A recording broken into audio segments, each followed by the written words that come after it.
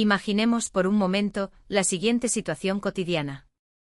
Al despertar diariamente una sensación incómoda se instala en la región de la faringe, como si allí quedara un cuerpo extraño, resistente a cualquier intento de eliminarlo. Aunque no es dolor per se, la persistencia del malestar resulta irritante y constante.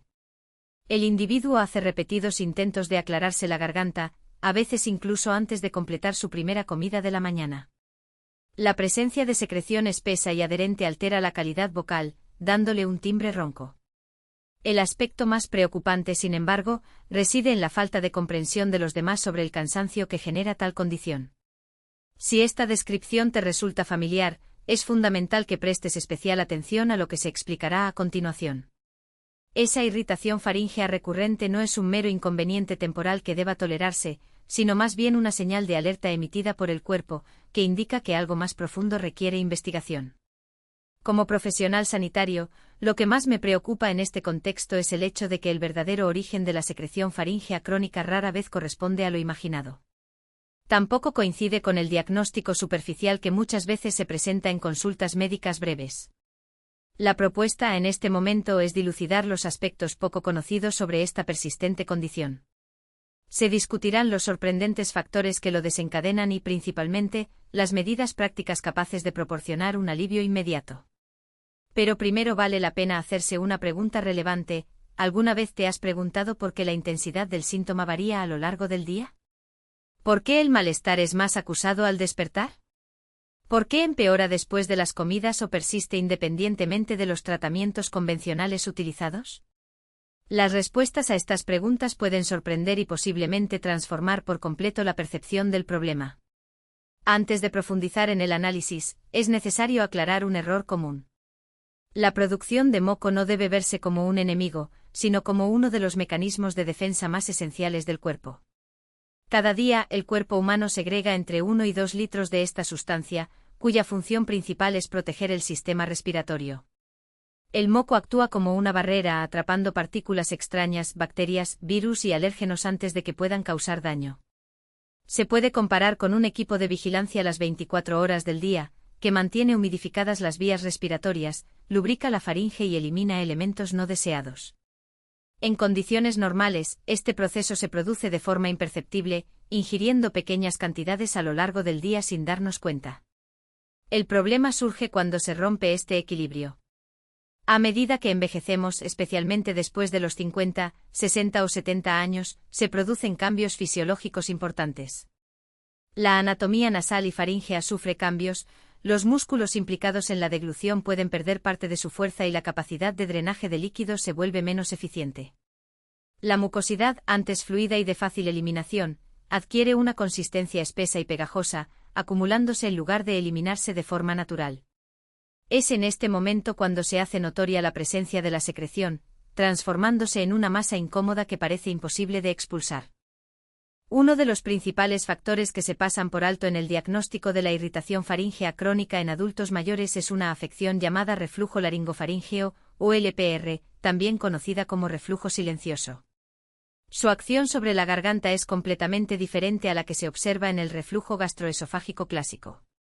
Lo que hace que esta afección sea especialmente peligrosa y difícil de identificar es la ausencia de los síntomas típicos, como la sensación de ardor retroesternal. Por eso se le llama silencioso. En este caso, el contenido ácido del estómago asciende a la faringe, provocando irritación, inflamación y aumento de la producción de moco, sin que el paciente note ninguna sensación de ardor característica.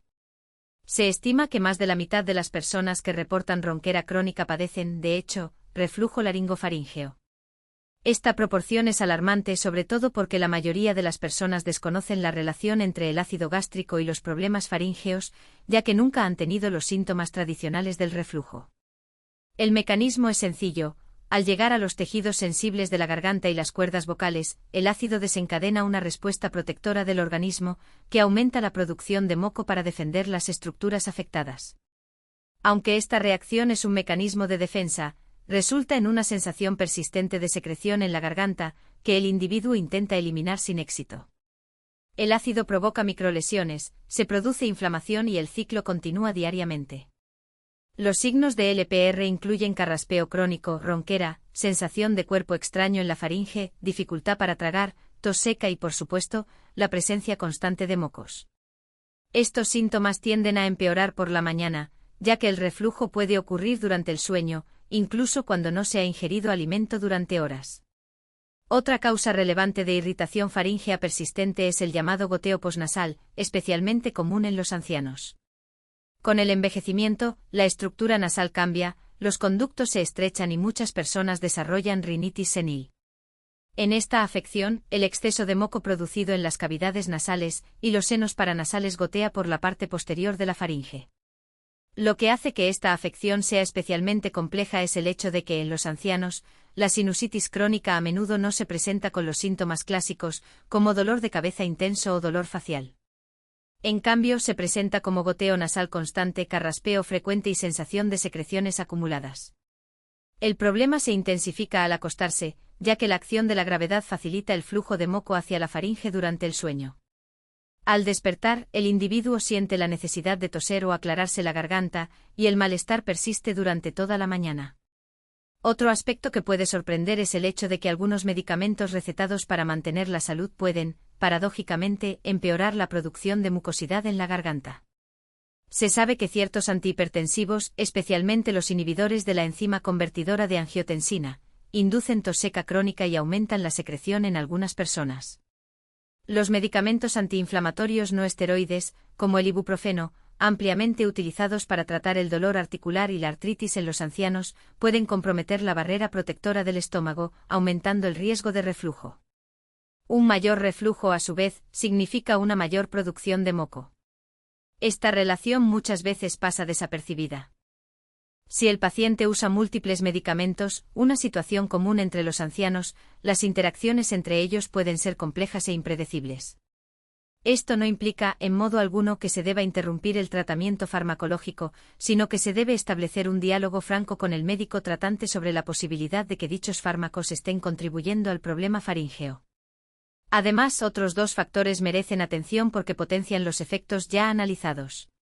El primero se refiere al medio ambiente. La exposición al humo, la contaminación del aire, los vapores químicos e incluso a productos de limpieza fuertes pueden irritar las vías respiratorias y fomentar la producción excesiva de moco. Si el individuo es fumador o convive habitualmente con fumadores, este hábito es una causa directa del problema.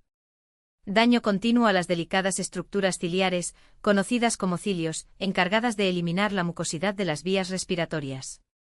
En ausencia de cilios funcionales, el moco permanece estancado y se vuelve progresivamente más espeso e incómodo.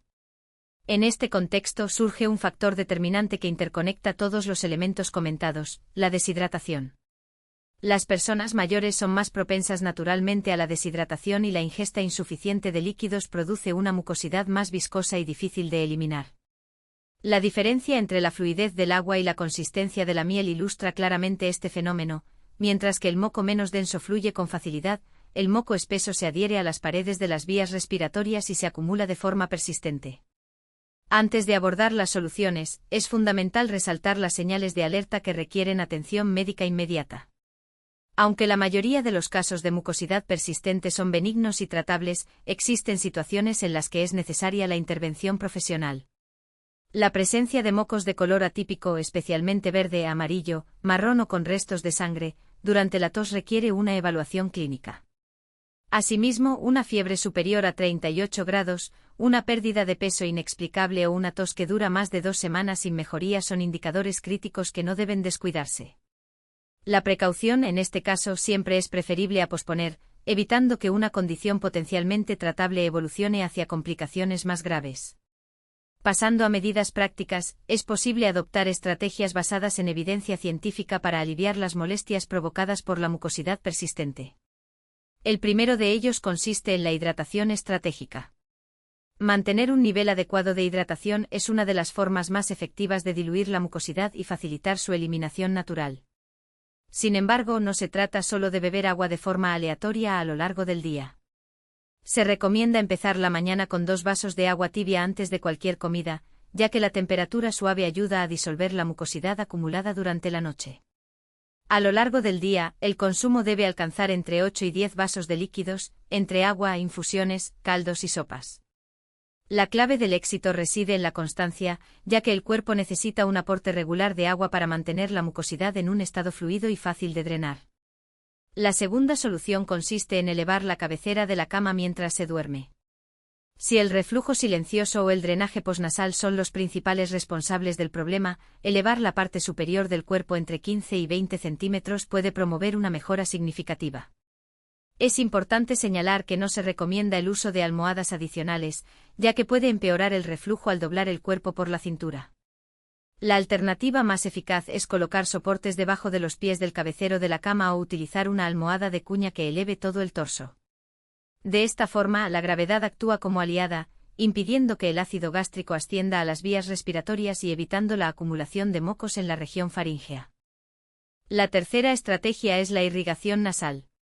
El lavado de las cavidades nasales con solución salina, utilizando un rinocórneo o un dispositivo similar, demuestra una alta eficacia para eliminar el exceso de moco y reducir la inflamación de las fosas nasales.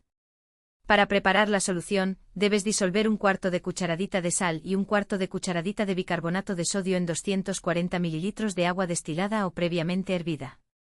La aplicación debe realizarse 2 veces al día, por la mañana y por la noche, permitiendo que la solución elimine los alérgenos, irritantes y las propias mucosidades antes de que lleguen a la garganta.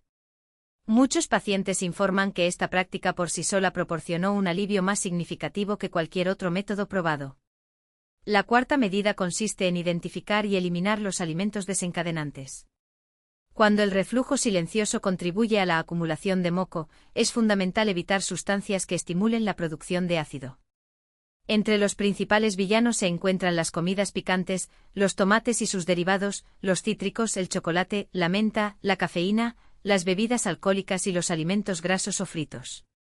Se recomienda excluir estos elementos de la dieta durante un periodo de 2 semanas, observando si hay mejoría de los síntomas. Además, el horario de las comidas también juega un papel crucial. Se debe evitar ingerir alimentos hasta 3 horas antes de acostarse, ya que la posición horizontal facilita el reflujo del contenido gástrico hacia el esófago y la faringe. La quinta solución aborda un hábito aparentemente inofensivo, pero que empeora el problema: carraspear constantemente. Aunque pueda parecer intuitivo, el acto de aclararse la garganta repetidamente irrita los delicados tejidos de la faringe, estimulando la producción adicional de moco. En su lugar, se sugiere tomar pequeños sorbos de agua, tragar suavemente o incluso emitir sonidos ligeros para movilizar la mucosidad sin recurrir a la fricción mecánica. Este enfoque reduce la irritación y contribuye a reducir la secreción excesiva. La sexta estrategia implica el uso de un humidificador. El aire seco es un factor que contribuye al espesamiento de la mucosidad, dificultando su eliminación. El uso de un humidificador de aire frío en el ambiente donde se duerme, especialmente durante la noche, ayuda a mantener las vías respiratorias húmedas y promueve el flujo de moco. Sin embargo, es fundamental limpiar periódicamente el dispositivo para evitar la proliferación de hongos y bacterias, que podrían empeorar la afección respiratoria. Para facilitar la implementación de estas medidas, se propone un plan de acción simplificado, que se seguirá durante 3 días. El primer día debes priorizar beber al menos 8 vasos de agua repartidos a lo largo del día, empezando por 2 vasos de agua tibia a primera hora de la mañana. Además, es necesario levantar la cabecera de la cama antes de dormir y observar cuando se intensifican los síntomas, ya sea después de determinadas comidas, al acostarse o por la mañana. El segundo día se debe incorporar a la rutina matutina y vespertina la irrigación nasal, eliminar el consumo de cafeína a partir del mediodía y evitar las comidas hasta 3 horas antes de acostarse. También se recomienda llevar un registro alimentario para correlacionar la ingesta de determinados alimentos con las molestias en la garganta. Al tercer día, si se tiene la costumbre de consumir café por la tarde, se debe sustituir por infusiones, manteniendo todas las prácticas de los días anteriores. Al final de este periodo, es probable que ya notes alguna mejoría, aunque sea leve, como una reducción de la viscosidad del moco, una mayor claridad en la garganta o una menor necesidad de carraspear. Si no hay signos de progreso o si los síntomas empeoran, es imperativo programar una cita con un otorrinolaringólogo, quien puede realizar una evaluación especializada en busca de signos de lesión por reflujo u otras afecciones subyacentes que requieran un tratamiento específico. Antes de concluir, es pertinente desmitificar algunos remedios populares que, a pesar de estar ampliamente difundidos, carecen de eficacia comprobada o incluso empeoran el problema. La combinación de azúcar y limón, por ejemplo, aunque es un recurso habitual en el hogar, puede empeorar la afección, ya que el azúcar favorece la deshidratación de los tejidos, aumentando la viscosidad de la mucosidad. Con respecto a los lácteos, aunque no estimulan directamente la producción de moco, su ingesta puede dar sensación de mayor espesor en boca y garganta, por lo que reducirlo puede aliviar las molestias, aunque no actúe sobre la causa primaria del problema. Los expectorantes de venta libre, a su vez, ayudan a diluir la mucosidad, pero solo cuando se combinan con una hidratación adecuada. Sin un consumo suficiente de líquidos, su acción se vuelve prácticamente nula. La mucosidad persistente en la garganta no es una condición inevitable ni una mera molestia asociada con el envejecimiento. De hecho, es una señal de que ciertos procesos fisiológicos o ambientales requieren atención. Ya sea por reflujo silencioso, deshidratación, exposición a irritantes u otros factores, la persistencia de este síntoma indica la necesidad de intervenciones específicas. Tomar medidas simples pero consistentes no solo puede aliviar el malestar inmediato, sino también prevenir complicaciones futuras, restaurar el equilibrio de las vías respiratorias y promover una mejor calidad de vida. La aparición de goteo posnasal, efectos secundarios de los medicamentos o incluso deshidratación son algunas de las causas subyacentes de esta afección. Sin embargo, una vez identificada la fuente específica del problema y se implementan medidas específicas, en la mayoría de los casos se observa una mejora sustancial en un periodo de unas pocas semanas. Algunas personas reportan cambios notables en cuestión de días, con recuperación de la claridad vocal, alivio de las molestias faríngeas y la posibilidad de mantener conversaciones sin la necesidad recurrente de aclararse la garganta. Por lo tanto, se recomienda que las estrategias descritas anteriormente se apliquen sistemáticamente, con un periodo de prueba mínimo de 2 a 3 semanas. Durante este intervalo, es fundamental registrar la evolución de los síntomas e identificar qué intervenciones demuestran mayor efectividad. Sin embargo, si aparecen signos de alerta, como la presencia de sangre en las mucosas, fiebre o la persistencia de los síntomas a pesar de las medidas adoptadas, la evaluación médica especializada se vuelve imprescindible. La garganta, a través de este síntoma, busca comunicar una necesidad de atención. Ahora, armado con herramientas para interpretar y responder a estas señales, le corresponde al individuo actuar de manera proactiva. Adoptar estas prácticas no solo restablece el bienestar de las vías respiratorias, sino que también contribuye a una experiencia cotidiana más cómoda, marcada por la facilidad para respirar, la comunicación fluida y el equilibrio físico.